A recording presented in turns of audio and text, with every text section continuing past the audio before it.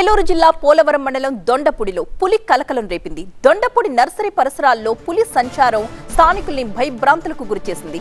పులిని చూసి భయంతో పరుగులు పెట్టారు కూలీలు. ఫారెస్ట్ అధికారులకు సమాచారాన్ని కూడా అందించారు.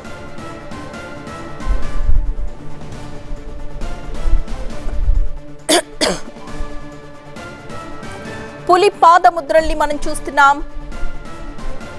ఏలూరు జిల్లా పోలవరం మండలం దొండపూడిలో పులి కలకలం రేపింది. దొండపూడి నర్సరీ పరిసరాల్లో పులి సంచరిస్తూ ఉంటే కొంతమంది కూలీలు పులిని ప్రత్యక్షంగా చూసి భయంతో అక్కడి నుంచి పరుగులు పెట్టారు.